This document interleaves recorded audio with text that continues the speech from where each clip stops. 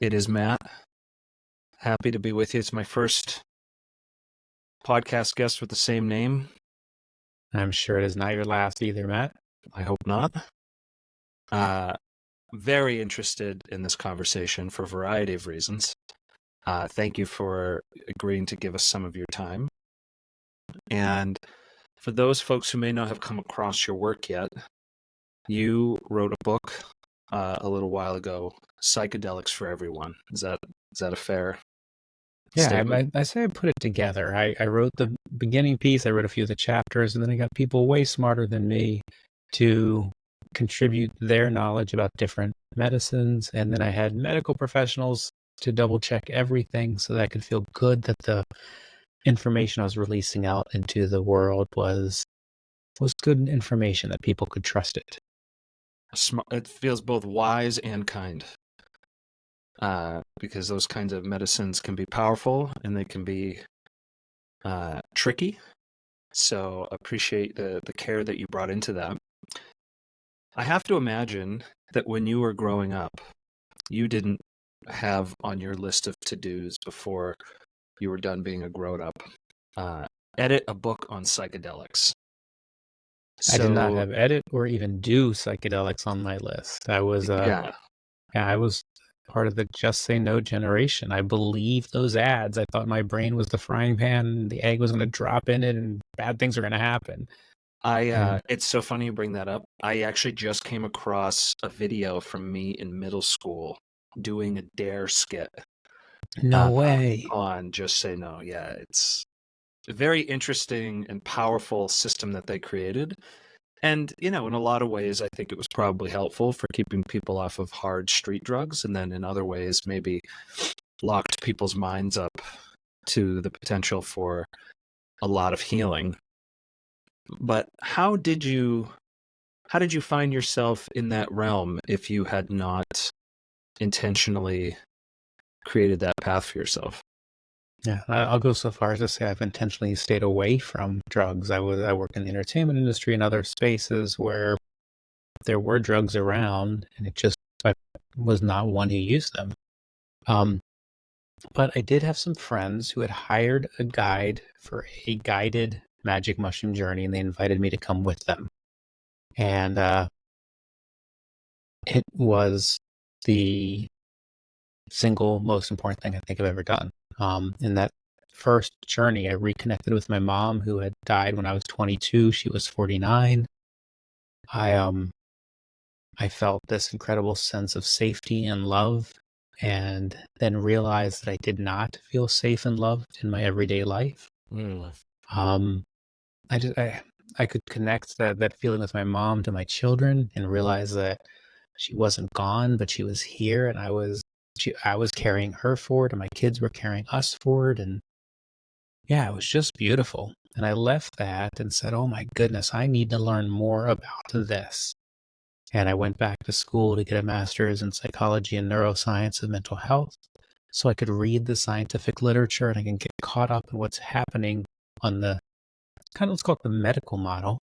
Right. And then I started traveling around and with MDs and PhDs and taitas and shaman and trying psychedelics from different types of practitioners, and learned about this whole world of sacred psychedelics that have been used for that purpose for thousands and thousands of years. And today I'm interested in both and really interested in the sacred use. So one of the things you said was that you didn't feel safe and loved before you had that trip, and maybe you didn't even realize that that was a state you were embodying. What was your childhood like? Did you have, quote unquote, the normal, average childhood where everything seemed easy peasy, or did you have like an abuse leaning childhood and a neglect leading childhood? How did you kind of manifest? I think it's interesting. If you would have asked me that question before the psychedelics, I would have said my childhood was fine. Was it perfect? No, it was fine. And of my two parents, my mom was amazing, and she was great, and my dad was dysfunctional, or my father, not my stepfather. And that's how I would have answered it. Today, I can say, well, my parents got divorced before first grade, and my father was an alcoholic. So whenever I had those early memories of them fighting and watching the marriage break up. I still have memories from that. I have lots of memories of my father's alcoholic rage when, in my role as a peacekeeper, of trying, not knowing what the next sentence would bring. And doesn't mean he wasn't smart, doesn't mean he didn't provide, but he had this dark side. And then on my mom, she loved us so much.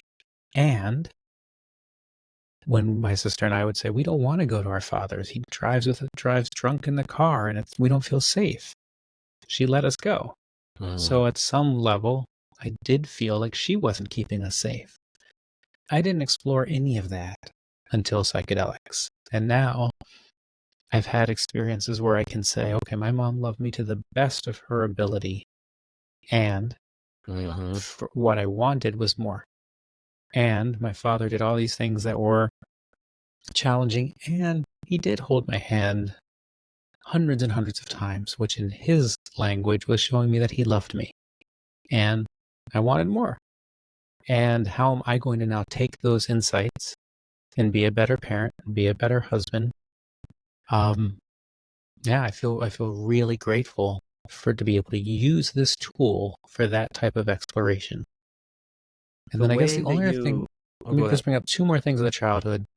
I grew up in Philadelphia, and Philadelphia is a pretty physical town. And just there was a lot of street fights, a lot of bullying. That in retrospect, that was hard, really hard.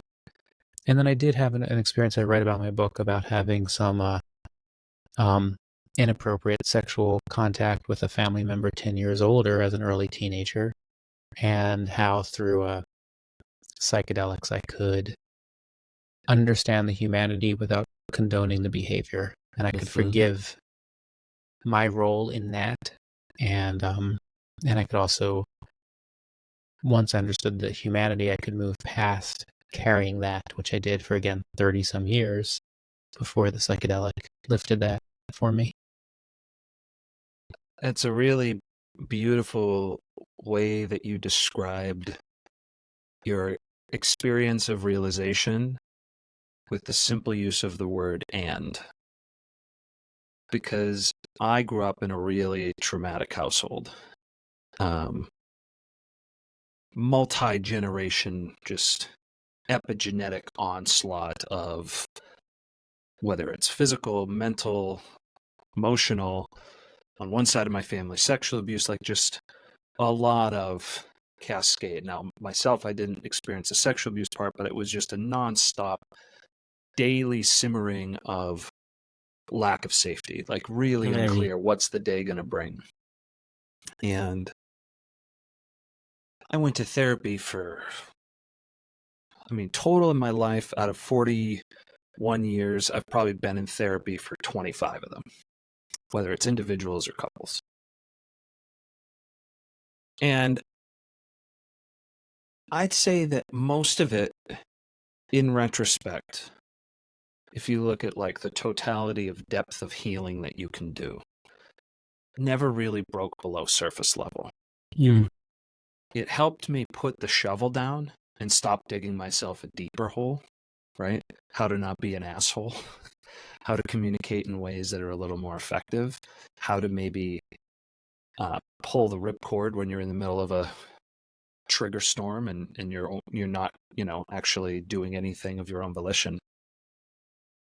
But it wasn't until I really started getting deep into meditation, specifically in a sensory deprivation float tank. I was going twice a week, every week. And then probably 6-9 months after that, I found psychedelics. And that really radically accelerated everything I had already started to come into contact with in the tank.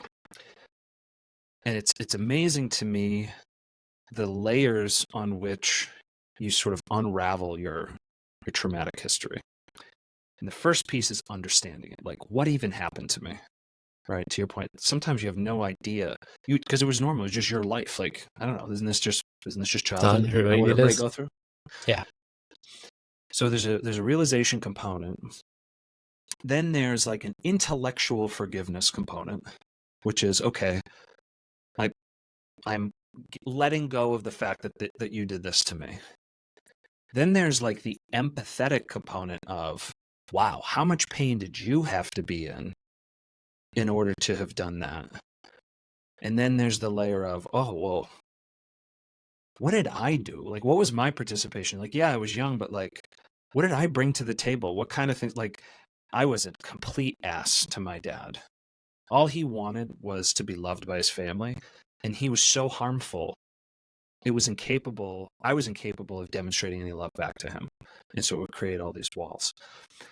So there's this crazy, like, multi-dimensional array of things that I end up finding that were kind of not stacked linearly on top of each other, but, cohabitating in this, like, miasma of emotions. And it was fascinating that whether it was microdosing, macrodosing, it just starts to bring clarity to extremely complicated scenarios and allowing you to, at least in my experience, open your heart when it's been vaulted for a long time, right? As sort of like a defense mechanism. And it allows you to see more of what I consider capital T truth, right? If you've got 10 people in a room, you've got 10 versions of a story about what something happened, and then there's the truth. And the more versions you have, the closer you're going to get to approximating it, but there's only one real truth. There's an omnipresent, continuous, actual thing that goes on, and all of us, at best, are getting some, estimate. And I find that psychedelics almost like plug you into that capital T truth and allow you to see, oh, that was a hurt person doing their best. And where can I go from there in my healing journey now that I can accept that, oh, by the way, I'm imperfect. And so how am I waking yourself up to what you're doing? Anyway, that was a long way of honoring the fact that you used the word "and" as you were describing your caregivers. Man, I appreciate that. I want to touch on something you just said, which is, and it's if I heard you correctly, the psychedelics helped you not just see or hear in the way that a therapist might help you tell you, or you might read in a book, but it allowed you to feel with a different level of understanding. Did I hear that correctly? Yeah, especially psilocybin. It's an embodiment. Sometimes, depending on the dosage, it can feel like a possession. But it's a different part of you that feels more real than anything you've ever experienced. It's just a sudden knowing. In fact, there's been times where I found myself like chuckling and shaking my head going, of course, like, you silly boy. Look at how you missed it. Look at this beautiful perfection and all that it is. And it's like opening the aperture, right? As we go through life, and any scientist will agree that every instant your body is discarding 90-something% of every input you're getting, whether it's visual, auditory, right? All of it. It's just coming in. There's a subconscious calculation going, what if this matters, right? Which is pattern-based on risks and rewards that you've gone through in your life, including in your DNA, right? All your ancestral history will tell you what to pay attention to. And that tiny little sliver that ever gets noticed is what you actually perceive. And I find that even if it's just on microdosing, it's like it just opens that aperture just a little bit more. Whether it's visual acuity, whether it's sensing in your body. I practice and teach yoga, and it's astonishing how much more mind-body connection I have now a few years into these practices. And, it's like, where does that come from? And it's part of the great, mystical mystery. But there's a lot of learning in that medicine. There's no question about it. Yeah, there's a ton of learning in that. And there's again, to probably go back and forth here all day long. There is the natural pruning of neurons and neural pathways that we do as we get older. So when we see that old person, we say that person's stuck in their ways. That's literally because they've pared down the way they see the world. And psychedelics allows us to reignite those neural pathways that might not have fired for 20, 30, 40, 50 years. And remember, oh, I don't have to think about things this way. I can think about it that way. And that's powerful. It's going to be beautiful. And then this idea of feeling in my world, my job wasn't to feel, it was to provide, is how I looked at it. And I was a good provider, but not as emotionally available for my kids or my wife as I am now. And I think part of that's not giving myself permission to feel. I think part of it was just not being aware of how good feelings feel and are, and then not wanting to slow down and listen to the feelings and know that feelings are just, or emotions are thoughts without words. But they're important.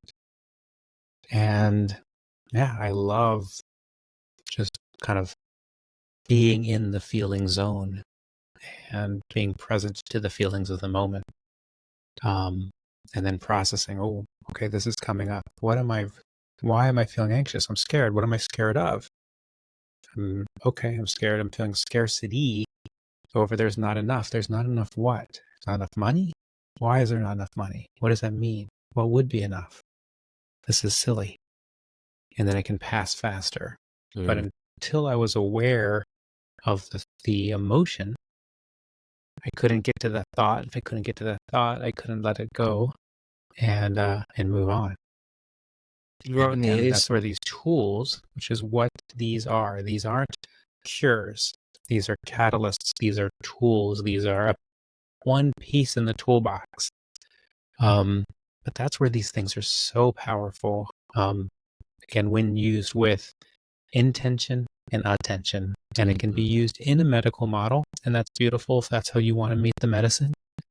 And it can be met in a sacred model, and that's beautiful. And it can be met in a decriminalization model for whatever purpose you want it to be met in, and I think that's beautiful. But the intention that we bring to it is where we get to optimize our experience with it. And I think that intention crosses all three models. It matters a lot. I have a cousin who, I don't know when it was, late 80s, mid 90s. It was before I was old enough to have any awareness of what was going on. He had no psychedelic experience at all. Had smoked a handsome amount of marijuana and was given a bag of mushrooms, which, in my estimation, was probably a half ounce, is my guess. So a considerable volume. And had no intention, had no guide, and just ate them all consecutively. Because he started eating them, was like, I don't feel anything. Kept eating them, I still don't feel anything. And then just finished the whole bag. And he had, as you could probably predict, an incredibly negative experience. He said he tripped for a week. And he unfortunately had extreme anxiety for, I think he said, a decade after that. So, in the same way that you can die from drinking too much water or poison yourself by taking, too much vitamin D, the the medicine is in the dose, and to your point, the setting, the intention. And the source. I want to bring that up. There's three S's: Yeah. source, set, and setting. Is your medicine pure? With mushrooms, it's almost always, but where people are buying them, and especially the younger generation buying them off of Instagram, it's a risky source. I talk about the David Nutt study a lot. Matt, this is the one who did Imperial College of London, Mhm. and he said, let's forget how drugs are classified. Let's just stack them up and look at harm to self and harm to others and see what happens. And as he did that, the most dangerous drug for self and others was alcohol. It's like a 72. Oh yeah. And as you work your way down, you get to heroin and crack and tobacco, and then all the way on the far right side is mushrooms. It's a 6, and I think LSD is a 7, and MDMA is a 9. So it is important that people know that these medicines or drugs have risks. They absolutely do. No one keeps you safe. What they do is they reduce the risk. And when we pay attention to source, to set, and to setting, the risk reduction is significant. And doing them with a person who is very experienced, again, that's the medical model or the sacred model, makes a huge difference. And there are people in both those arenas, in the medical arena who have very little experience, really working with psychedelics. And there's people in the ceremonial who have very little experience. Finding practitioners who know what they're doing makes a big difference in the outcome. Yeah, I did several of my experiences alone, including a heroic dose. Mm-hmm. Do not recommend. Despite the fact that none of them were negative, but it can be incredibly overwhelming as you are integrating an unfathomable amount of information. I equate it to, if you believe in any Eastern spirituality, the concept of the Akashic records is that basically the universe contains the entirety of all information that will ever exist and ever has existed. And it's almost like that's getting jammed into the back of your head, and your brain is suddenly trying to process everything that you're getting. And then you come out of it and it's like, what do I do with what just happened? Like your entire paradigm is about how you've thought about things, the amount that you felt suddenly that has been, your heart might have been armored for your entire life. Just based on your goatee color, I'm going to guess that you probably grew up roughly in the 80s. And if you were a male growing up in that time frame in a place like Philadelphia, I can't imagine that. Feel your feelings, like cry it out, like just, that wasn't exactly That was the not the mantra. substrate, right, Yes. of what we were going through at that time. I grew up in Massachusetts, which I, Mm-hmm. culturally fairly similar. Mm-hmm. Very much so. Especially at the Bruins games. Yeah, exactly. And it's hard to, even that one thing, to suddenly be like, oh, I want to feel all these feelings. And I suddenly feel like I have permission. But like, how do I do that? Like, what do I do with that? That one thing alone, let alone all the myriad other insights that might come flooding in, can put you in a tailspin for a while. So having someone who understands the potential of what you're going to come out of this with is so valuable. It really is. Dr. Groff, Stan Groff, who's sat with thousands and thousands and thousands of people with psychedelics, he says, of course, yeah, there are people all the time who do psychedelics by themselves. But when you do it by yourself, there's always a part of you that knows I need to keep myself safe and hold you back from doing whatever work that you want to do with that psychedelic. And then in addition, there is when I'm in a non-ordinary state of consciousness, I'm incredibly vulnerable. I'm susceptible to whatever somebody wants to tell me. I'm not in control of my faculties, of my physical environment. And sure, can you make it through? Of course. but neighbors, dogs, kids, Amazon, things happen. Life happens. And when life happens while you're on a psychedelic, it's complicated. So having on at the minimum a sitter who can handle those things and can help and can remind you, you've taken a bunch of medicine, you're going to be okay. This will pass. And handle all those other things, to having a guide who's really experienced and can help you move through different scenes. And if you get in a loop where you're scared, that's really, really, really important. And then The on top sudden of sensation all of that, infinity. sorry, go ahead. The sudden sensation of infinity can be a little disarming. Absolutely. And sometimes we get into loops of, oh my goodness, I've taken too much medicine and now I have fried my brain. I'm never going to come out of this.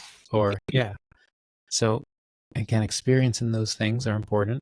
And then not necessarily the same person, but having someone as a coach or a therapist to integrate with, to unpack whatever it is you saw and you're thinking about, to help you process it. As you were talking about, you become aware of all these things. So what are you going to do with it? What does it mean? How do you actualize it? What do you actualize? What do you not actualize? And that time post ceremony or post medical experience is important. And again, it's up to the consumer to find out, is that work included in whatever I'm buying? Is it included in my ketamine package? Is it included in my ceremony? Or do I need to resource that on my own? And again, no right or wrong answer, just you need to know so that you can know what you need. Right. I think it's also interesting how psychedelics kind of bridge the East and West in terms of religion and mysticism and what we think of as kind of science and practical, quote unquote, like just the operations of our daily lives. Are you familiar with Danny Kahneman? Mm-hmm. So he just passed away recently. And for those who don't know, he wrote this incredible book, Thinking Fast and Slow. And my conclusion from the whole book, and it is a big, dense book, is our mind is constantly trying. Well, first of all, the premise is there's two types of thinking. One system is automatic. It's using like your lizard brain, right? Our lower selves to pattern match and automate as much of life as possible. And that is calorically very cheap. So if you were to get in a car right now and start driving, very calorically inexpensive for you. The first day you got in a car, extremely high. Everything you're doing is costing unbelievable amounts of attention because everything is novel and scary because you know the risk levels. So system two is very conscious, very attentive, very high calorie. So it would appear that our brains are meaning-making machines, if only for the sole purpose of being able to retire something from a costly system into an inexpensive system. Because if you imagine, before we had all this abundance of food, how little calories did you need to exist was like the most important thing probably to whether or not you were going to survive over a long enough period of time. So the mind is constantly trying to figure out and label, okay, this is a threat, this is not a threat, this is an opportunity, this is not an opportunity. Mm-hmm. And I mean, the research that he did and his colleagues did around all of that, incredible. But what these psychedelics appear to do, to your point about neuroplasticity, is almost bring out of retirement all of those presuppositions and labels that you've been creating your whole life and say, well, maybe we were a little premature on some of this. Let's re-explore, which in some ways can be exhausting, speaking from firsthand experience. But from a healing perspective, allows you to tread so much new ground with a lot more maturity and safety and security that you have as a grown adult that you didn't have when you were that little helpless being who understood nothing. And those conclusions were just being drawn by your automatic nervous system. On the other side, right? So that's the West side. On the other side, it's like, what's it like meeting God? What's it like realizing that you are God? Like, what? Right? And you just have all these, and I see enormous value in both sides of that coin, especially as someone who grew up atheist, agnostic, depending on the day of the week. To suddenly, I'm one of the most spiritual people I know. What was your childhood like in terms of your spiritual beliefs? So I had a Jewish father and a Catholic mother. So I joke that I'm a cashew. But neither of them, I would say, were particularly religious. We participated in ceremonies on both sides. My grandmother on my father's side, like, didn't love that my father married a Catholic woman, and my Midwestern farm family I don't know if they've ever met a Jewish person. And it was interesting to hear their perspectives growing up of, oh, well, my grandmother's not going to heaven because she hasn't accepted Christ. Oh, is that how that works? It was really interesting. So a couple of things have come up with what you're saying that I think is interesting. When I think about direct spiritual experiences, in my years growing up, no one told me that I could have a direct spiritual experience. We went to church was a chore. The idea of, it was the direct experiences were things that people had long time ago. It wasn't something for me. And I do love that when I use psychedelics, one of the main reasons I use them and work with them is to connect with my sacred and to worship and to praise using this tool as part of that process. Wasn't even, again, I had no belief in God before psychedelics, and now I'm in seminary pursuing a doctorate of ministry. Amazing. It's wild how that has shifted. The other thing that comes up for me is in the olden days, there was just healer, and the healer was a spiritual healer and a medical healer. And in our Western society, we have separated those roles and said, okay, pure science, you get to be the doctors. Yeah. And pure spirit, you get to be the clergy. And with psychedelics, because they work in both areas, we have a challenge.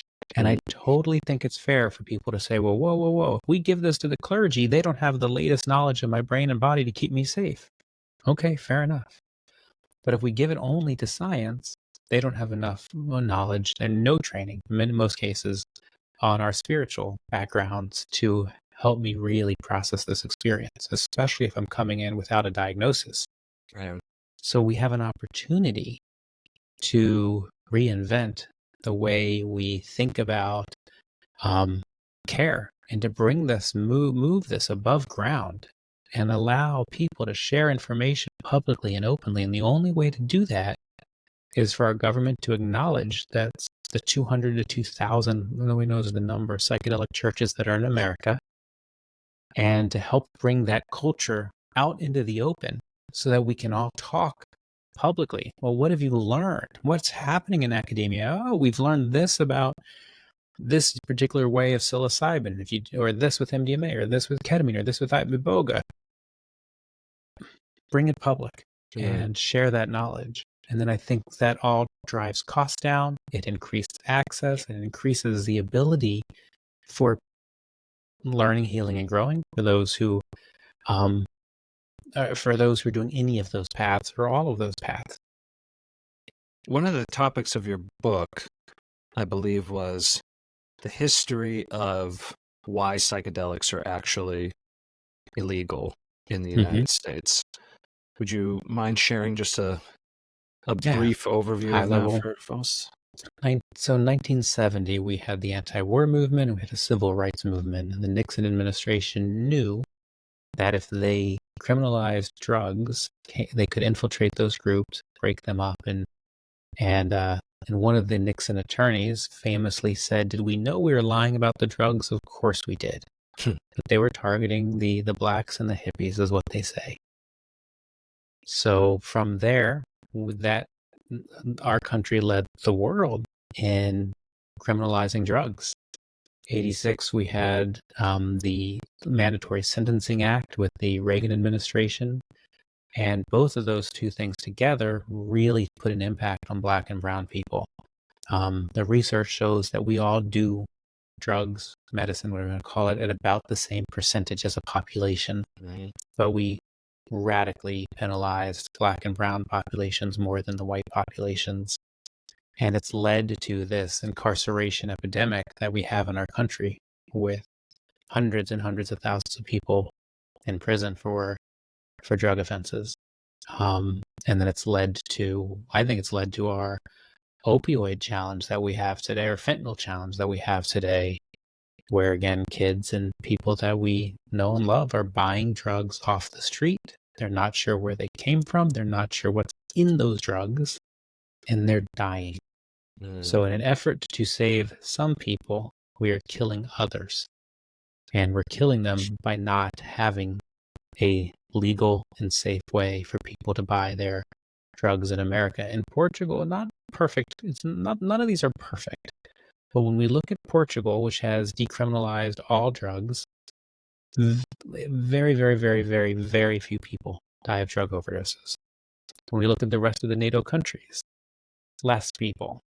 Our country has the most incarceration by leaps and bounds compared to all of our NATO counterparts, and we have the most deaths. And it's a challenge, and it is unfortunate, and it is sad, and it is wrong. It's very hard to not put on a tinfoil hat when getting into the topic of criminalization of drugs, given the history of the CIA and how we have weaponized drug money to control other countries. And to your earlier point, populations considered to be dissenting in our own country. I think the statistics are fairly obvious that at a minimum, decriminalizing would be substantially better for the country. And yet we don't do it. And it's one of those things that unless you're ready to give over your life to a cause, there's not a lot that's going to be done by any individual person other than maybe producing a thought-provoking conversation with somebody. So I try not to get myself swept up in it, because you can get pretty frustrated pretty quickly. Can I jump in here, Matt? Oh, by all means. Yeah, I'm not sure I agree with you on this, and I'm going to tell you why. I love that. The first question I would ask is, what conversation, where do we start? So part of this is starting with a conversation about mental health in America. Part of this is starting with a conversation about prescription drugs in America. Part of this is starting with a conversation about how we are prescribed medicine today with really not having a system that's equipped to get us off of that medicine. So let's take antidepressants as an example. Easy to get on, easy to get those initial prescriptions. Finding a doctor is going to help wean you off. It's hard. And these drugs were never meant to be decade-long solutions. They were meant to be episodic. That's not how we use them in this country. We know what the side effects are. We know about the weight gain, the lethargy, the suicidal ideation. With some SSRIs, 72% sexual dysfunction. Mm-hmm. We know that. We know it takes a toll. Never mind the lack of efficacy compared to what's being touted at doctors' offices. Yeah. So again, so maybe for some of us who are comfortable, we can start with a discussion about antidepressants. For others, it's anti-anxiety or mood stabilizers, or it's the amount of prescriptions that our children are now getting and how young we're starting these cocktails. Maybe it's not even about the cocktails themselves for the kids. Maybe it's about what we tell those children. Is this a permanent issue? Is this a biological issue that you're going to need to be on these medicines the rest of your life? Or you're in a period where you're in a school setting and we're trying to help you succeed. And this is a tool that you may use for a while and then discard. And there's nothing, it's a tool. Good. So how do we have those conversations? How do we have conversations about drug use for grown-ups? I mean, Dr. Carl Hart out of Columbia has this beautiful book. If you haven't read it, I highly recommend it, called Drug Use for Grown-ups, where he talks about... yeah, I haven't read the book, but I listened to it was a 3-hour information on it. Yeah, conversation we had he's with fantastic. Rogan. Yeah. Really, really fantastic.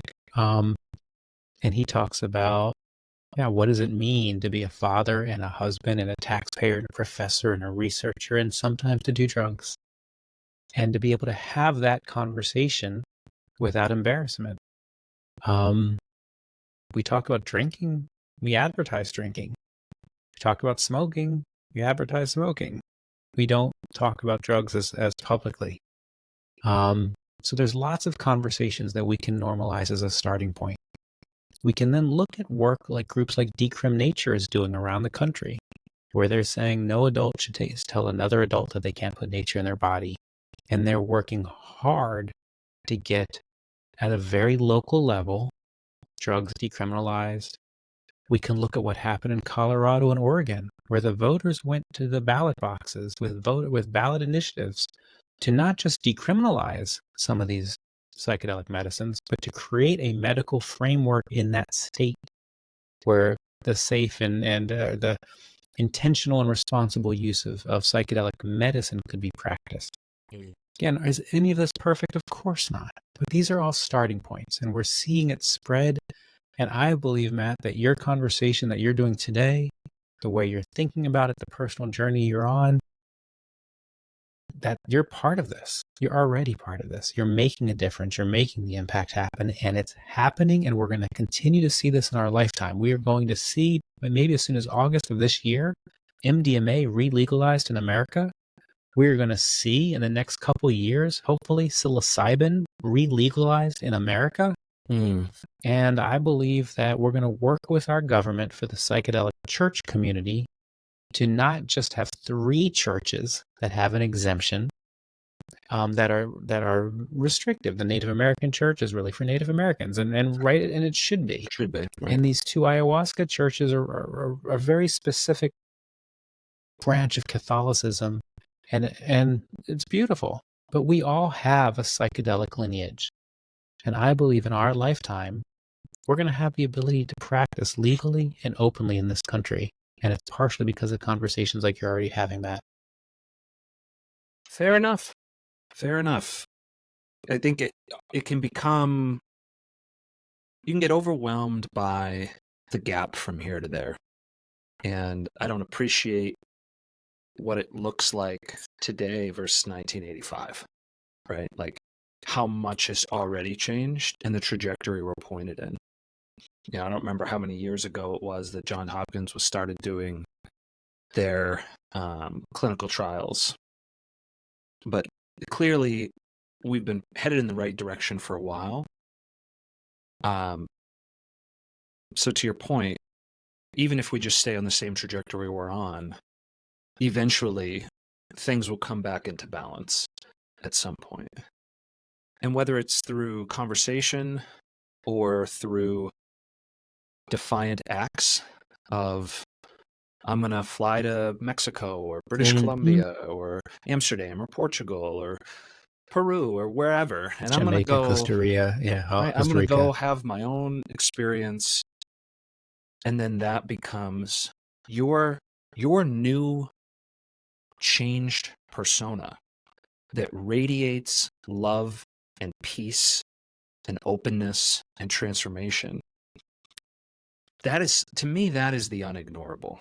Because you can have as many intellectualized conversations as you want, and they might pique somebody's interest. People might listen to another podcast, read a book, whatever. But when either you have a firsthand experience or somebody who was crippled with depression or anxiety or whatever suddenly shows up in a room and their hands aren't trembling anymore, their eyes aren't darting around. You don't get the frenetic texts at 1 a.m, and all of a sudden you're suddenly seeing a new person. It's like, it's completely unignorable, I think. And you have enough of that, it's like the billiard effect where the balls start knocking into each other. And I think that's how we end up with places like you're mentioning on the West Coast, where all of a sudden it's like, hey, maybe this isn't such a bad idea. Maybe we should, give this thing a go. Yeah, and I think our country is going to love what they see coming up with MDMA.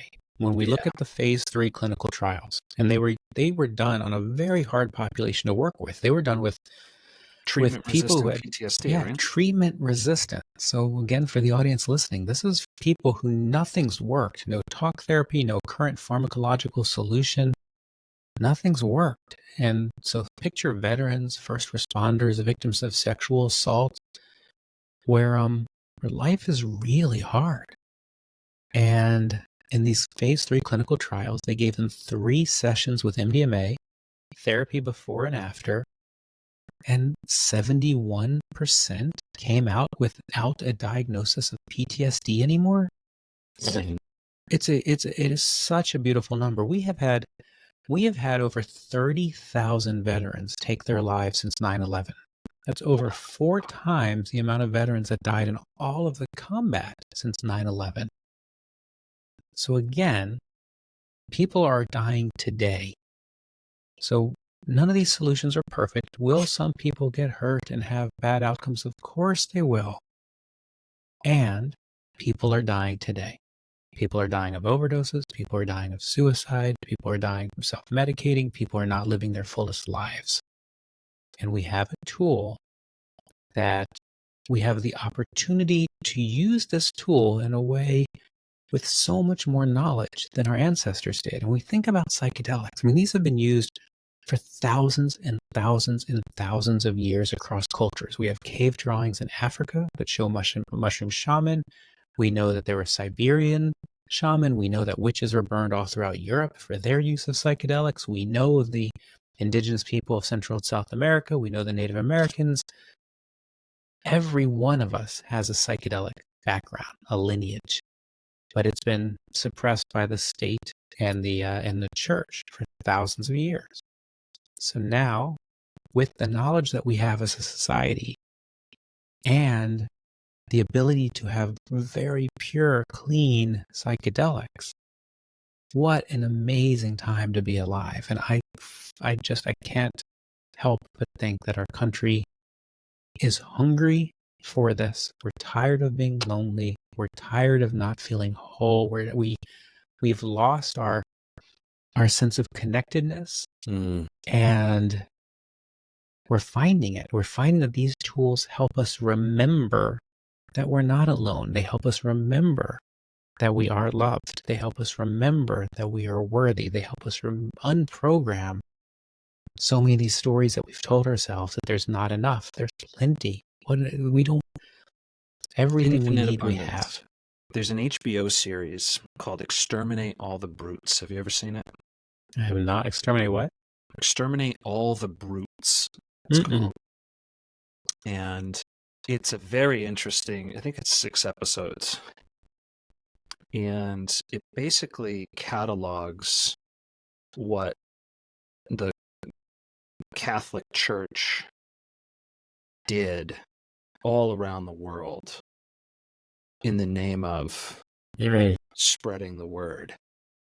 And what seems to have happened is, and I don't remember if this is how they posited it in the show or not, but my conclusion of it, having looked around and seen like what occurred here in the last X hundred years, we ended up with what we considered toxic masculinity in America, which I actually think was a toxic absence of femininity. Because it was either you weren't allowed to demonstrate any femininity as a man, or you were less than for being female and demonstrating any of those traits. And if you track that back, we went around and exterminated every single society that had any ability to commune with nature or the divine, whether it was through psychedelics or otherwise. We just literally showed up.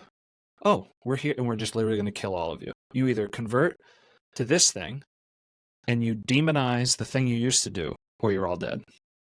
Which, pick one.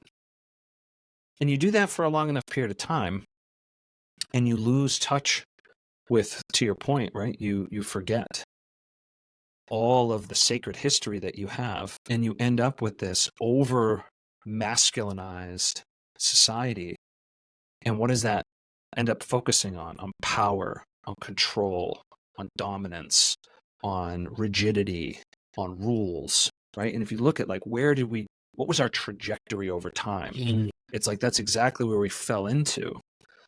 And when I look at my own journey of what has this helped me sort of unlock, it's like I opened the other half of myself that had been hidden, my creativity, my ability to emote, period, never mind in public, my ability for empathy. I couldn't even put myself in anyone else's shoes. Like, the only person that existed in the world was me. I was the only thing that mattered. Even when I had a wife and even when I had a young child, like, yes, I would have like the obligatory things that I did for them. But in terms of like truly deep down, I couldn't connect on that level. Like, it was just shut off. So, using the term remember, to dismember is to like cut apart and spread the pieces, and to remember is to take that and put it back into a unified whole. And it very much feels like that's what's occurring, that this history that we've all had that's been lost in the wind is slowly being reassembled in ways that seem to be, to me, virtually universally positive,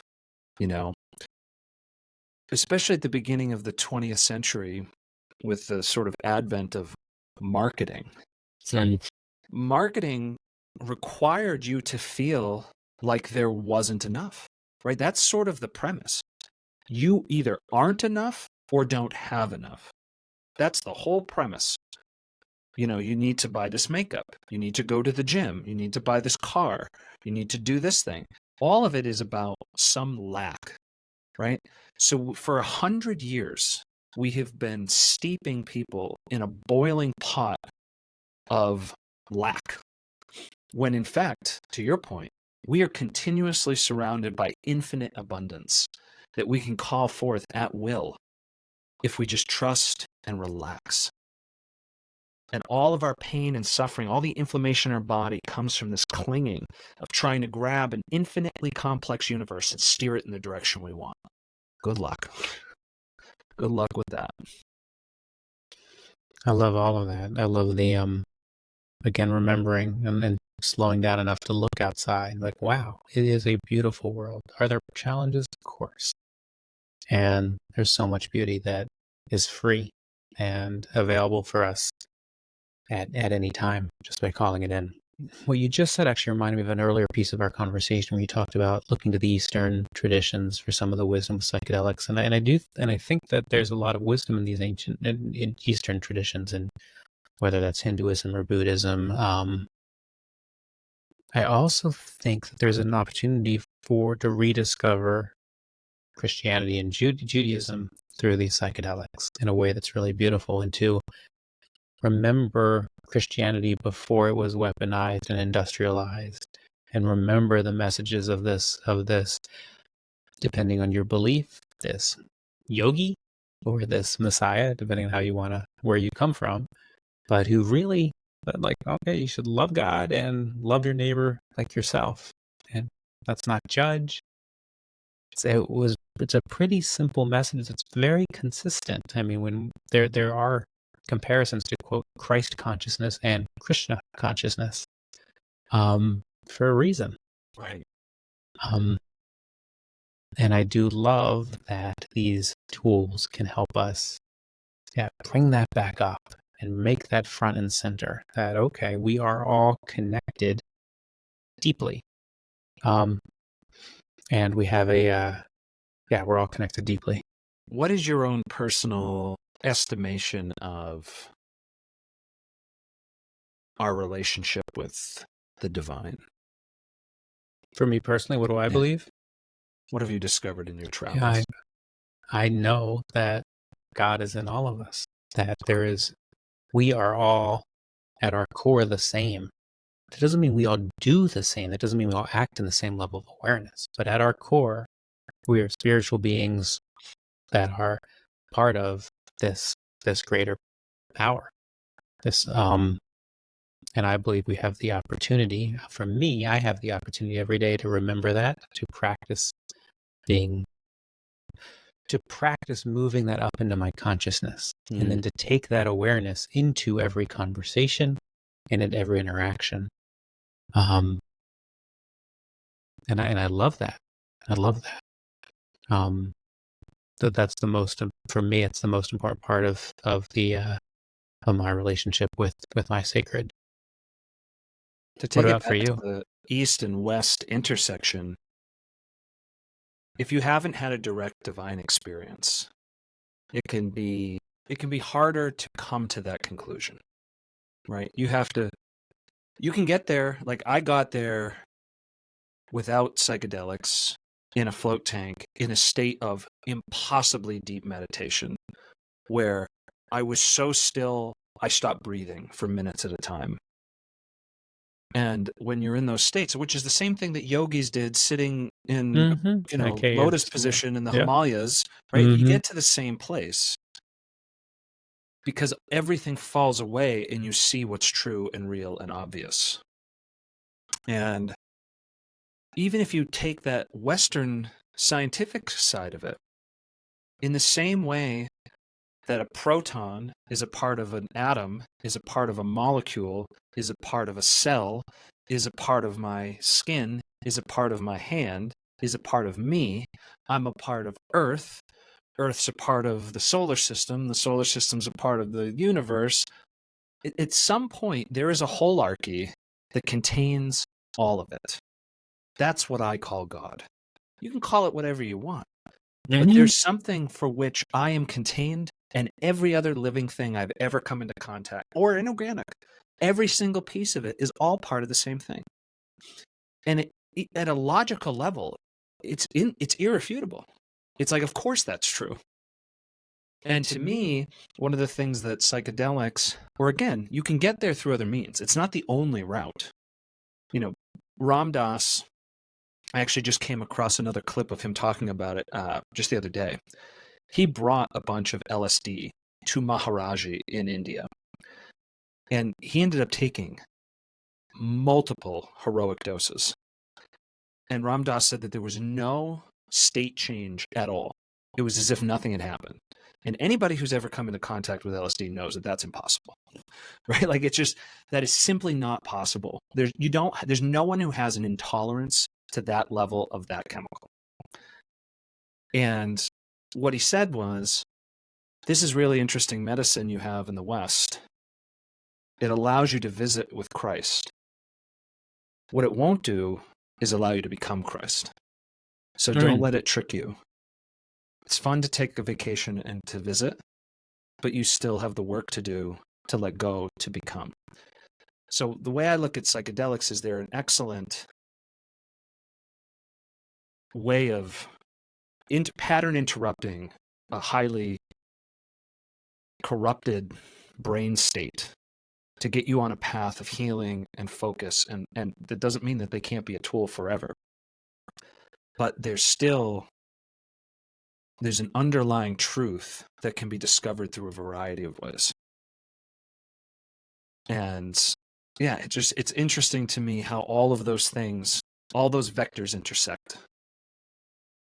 And to your point earlier about, Christianity, Hinduism, Islam, Judaism, they're all saying the same thing, right? If you look at it as a meta message, as abstractions, as symbolic stories, they all say the exact same thing. Yes, there's little nuances that are there. Yeah, because a man wrote it down. A human being wrote it down. It wasn't the actual imprinted word of God. If it was, it would be pure, it would be true, it would be whatever, right? These are translations, probably from people, by the way, either in psychedelic states or highly elevated mystical states created by deep meditation. One or the other. They're channeling from another place. But what do we see when you step far enough back? They're all saying the same thing. The kingdom is within you. What does that mean? It means you are it. It's all here. You are an embodiment of God. And you don't have to look outside of you to change your state. All the work can be done inside, but man, is that scary.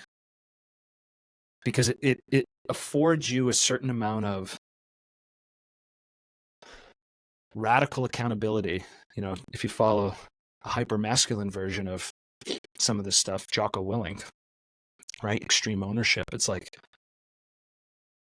you got to do the work. At some point, yeah, I was molested. I was this. I was that. Okay. And you are in control of your own destiny. You are a piece of divine work that is here to grow and learn and embody the beauty and the love of the universe.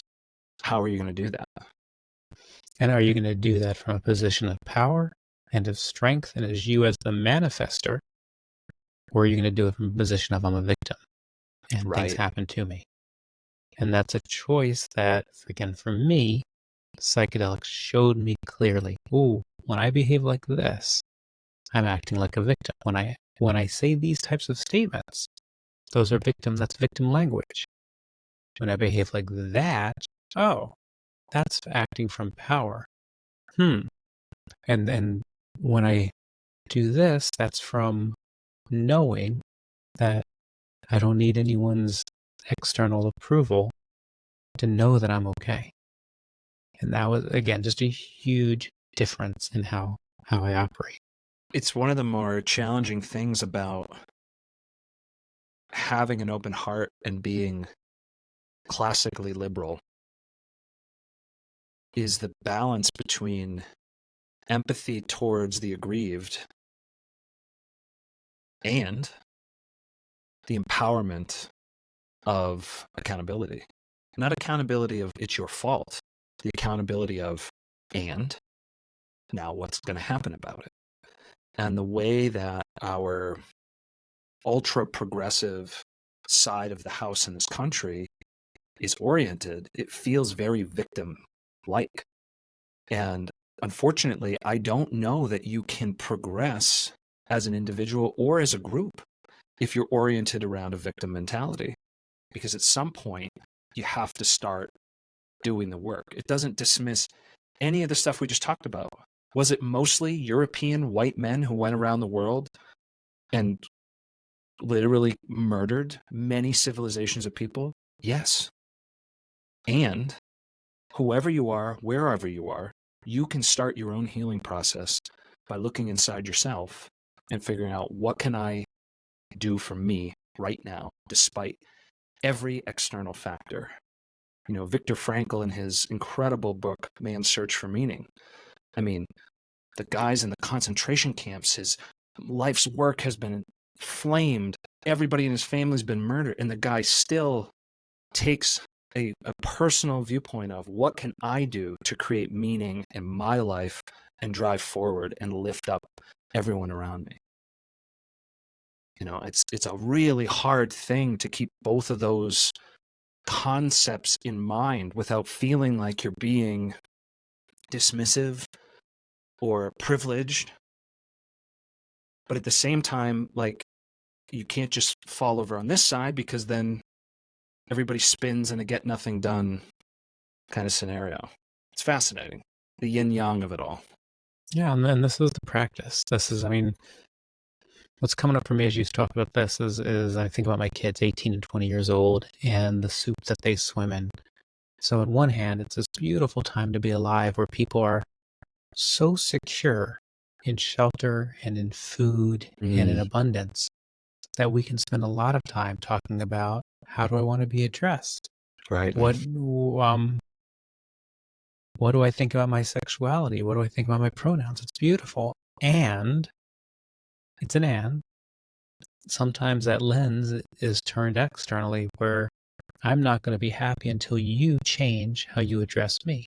Right. And the example I give is, it's like I don't feel well and I'm going to go get a prescription from the doctor for you.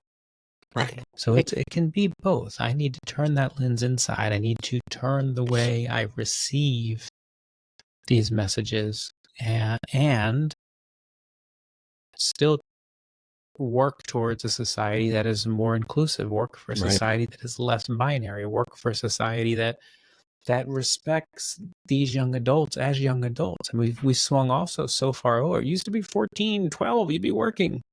Right. Okay, we've swung the other way. There's But 25. yeah, and these young adults have deep things to teach and deep opinions, and so I mean it's a beautiful and the and that matters most is our individual practice. Right. What's happening for my learning, healing, and growing? What's happening for your learning, healing, and growing? And if we're doing that, loving our neighbor as ourselves, loving our sacred, we become epicenters of healing. And we don't have to necessarily, we don't lead with the action externally. We lead with our own action internally. That is one of the more profound things that I think I've concluded in the last 5 years, is that the farther away from my own center, my heart center, that I take an action with the intent of improving the world, not only the less efficacious is it, but the more likely to have unforeseen negative consequences, right? So for instance, there's this book called Ishmael, which I read a while ago. One of the premises is, if you, as a rich person in America, just send a bunch of money blindly over to Africa to feed people, and those people now have more food, and they go from 100 million people to 1 billion people. Nothing has changed. There's just 10 times more starving people. And so you saved 100 million people. Is that a bad thing? Well, certainly not. But now there's 900 million starving people. Is that a bad thing? You could argue the answer is yes. And so you'd say, well, does that mean that philanthropy is bad? I would say no. However, until we are Christ, until we are Buddha, until we are someone who is a vessel of pure love and light energy, I think the most sacred thing we can do is heal ourselves. Because when you're able to show up for your family, for your colleagues, for your neighbors as a patient, present, aware being, when you really radiate that stillness, that peace, that love, it raises everyone around you. And that is the hardest, scariest work. To really, people can't even sit in line at the grocery store for 15 seconds waiting for the cashier. They've got to be distracting themselves with TikTok, right? That's how scary it is to be still. And it took me a while, and it wasn't like a single thing that made me draw these conclusions. It was observing my own behavior and then seeing other, how things seem to go on in the world. And then I had my own scary situation where I was in a fight with my wife, and this is years ago. There was like trigger after trigger after trigger. And what I had learned in therapy was, okay, if you are no longer in control, you have to exit the scenario, right? Because you're not going to do or say anything positive when you're trauma flooded and you're activated. So I'm like backing out of the room. And it was just like, she said like 3 things concurrently that triggered like even deeper, more wounded child things. And I lost it, completely lost it. I flipped the coffee table over. I'm screaming, purple faced. She flees the house. And I look back on that and it's like, what more important work could I do than to create a person who is no longer that? And now instead, the kind of relationship that we have is one where we can hold space for each other to grow and to be ugly and emote and really, let our wounded selves come out and feel safe enough to be out and do that healing together. Like, to me, that's the sacred path. But man, when you first get started, it can be terrifying. And to bring this back around to the concept of psychedelics, especially something like MDMA, it can make you feel so safe to let that little boy out or girl and to really visit with some of that, even if it wasn't horrific in the classical sense of, what we think is big T trauma creators, even if it's just like sitting, I was 5 years old and I was sitting and I was alone and no one looked at me. Or I really wanted that, person to pay attention to me and they ignored me and they played with this person instead. Like, we don't realize what things could be seemingly trivial that just absolutely decimated us. And that in our adult age is still so scary to our neurology that, to the point I was making before, we'll drown ourselves in digital devices to not be still enough to sit with it. That's really beautiful. And I agree with you. You're right.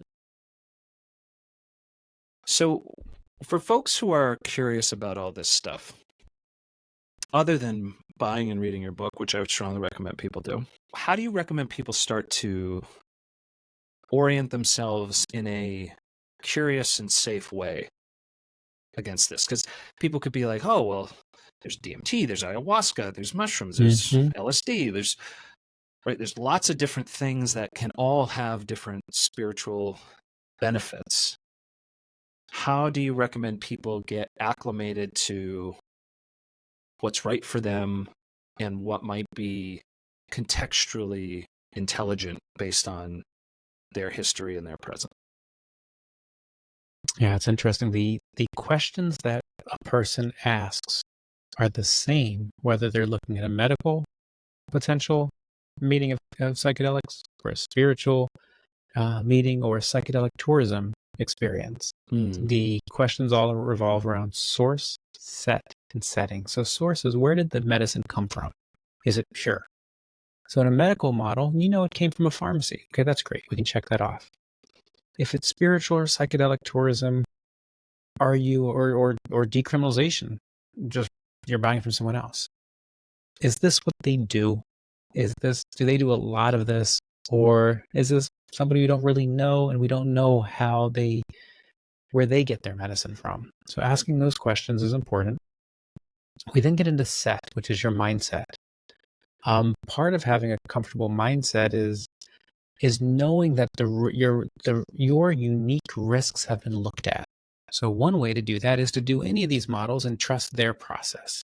The other way is to go to things like spiritpharmacist.com, which is Dr. Ben Malcolm, and book your own health intake.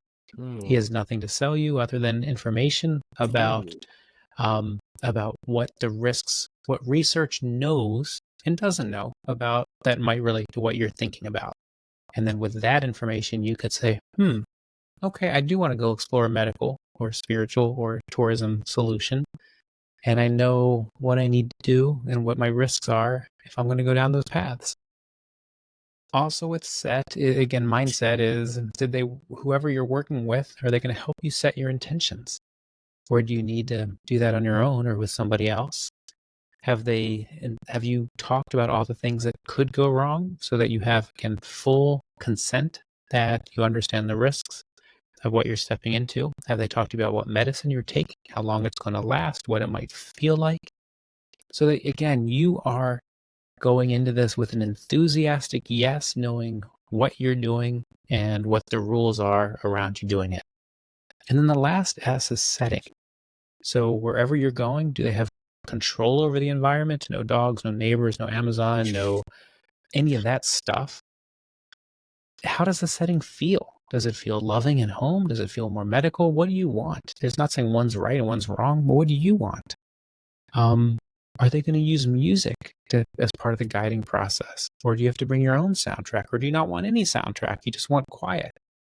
Are you going to have people talking to you and wanting you to share in real time? Or are you going through this experience on your own? And my practice is the way to do this. So paying attention to source, set, and setting radically reduce the risk of a truly bad experience. And you asking those questions in advance help you get what you want, whatever that is that you want. So if you're still listening to this podcast an hour and 18 minutes into this, probably curious and you're finding something that's resonating with you that you want to explore. So I think I think I'm suggesting go talk to Dr. Ben, find out if psychedelics, if you have any risks that won't work for you, and then think about how you want to meet this medicine. Is it because I have depression, anxiety, a substance use challenge, an eating disorder, and I want to meet it in a medical environment? Beautiful, go do that. No, I want to optimize my life. I want to think about my mortality. I want to change my relationships. I want to connect with my sacred. Okay, that's a different solution. Mm. I'm comfortable doing things underground in America. Great. There's 200 to 2,000 psychedelic churches and a whole bunch of practitioners. I don't really want to do that, but I'd go somewhere where it's more legal. Great. Costa Rica, Peru, Mexico, the Netherlands, Jamaica, lots of options for you. How do you talk about this with your kids? As you mentioned, they're reaching adulthood, and I 18 have and to 20. imagine that if you haven't already intentionally brought it up, the internet exists. They are So, well aware of what I do and how I think about this. And yeah, we've had a lot of discussions about, I mean, certainly about what are the risks of I mean, I do get the calls when some of their friends are having bad experiences to help calm them anger. down. I've met with friends individually and been like, it's not, I don't have any judgment about you doing medicine. My question for you is just why? What's going on in your life? Right. What are you trying to do here? And I ask that to my kids too. Okay, if you're interested in any of this, whether it's alcohol or cannabis or psychedelics, why? Are you doing it to loosen up socially? Are you doing this to excuse behaviors? Are you doing this to explore yourself? What do you want out of this? And then I'm really encouraging them to be safe. Don't buy off the internet. Be careful. I've been flabbergasted by the number of ads I've received on Facebook and Instagram of people willing to ship you mushrooms in the United States of America as a Schedule 1 substance. That is truly mind distorting that they're that bold. But it also Yeah. says something about, to your point, like the tone of the conversation in the country, because that would get a very different reception if that was crack, right? It would get a different, yes. And it should, obviously. It is interesting. There's Canadian companies, there's entrepreneurs all doing things here, and we don't know the difference on the internet between somebody who's doing this every once in a while who doesn't know what they're doing to a commercial operation that really cares about purity of the product. It's just a risky way to go. There are services. So Dance Safe is one where you can buy test strips for your kids. There's Drug Checker. UNC, University of North Carolina, has a drug lab where they will anonymously test drugs. And if you're buying any type of volume, I highly recommend you use one of those services to really know what you've bought before you put in your body. I mean, that Drug Checker is an example where people basically buy different drugs. They send them a little sample. They get a number, and then on the internet for all to see, it says number 27512 was bought as heroin, but actually was, and it's everything that was in it and the percentage of what's in it. Interesting. And it's just and then what location? This is in Philadelphia. This is in Boston. This was in, and it's just terrifying. It's terrifying what the underground market sells and how they cut costs. Well, I'm grateful again, to be living in. I'm grateful to have gone through my trauma history at the time that I did, because when I was in my late teens, early 20s, mostly early 20s, if I went to a party and I was drunk, which was very often, if you walked up to me and handed me something, I would put it in my mouth, swallow it, and then ask you what it was. Like, that was my modus operandi. And to think about how dangerous that would be today, I would unquestionably be dead.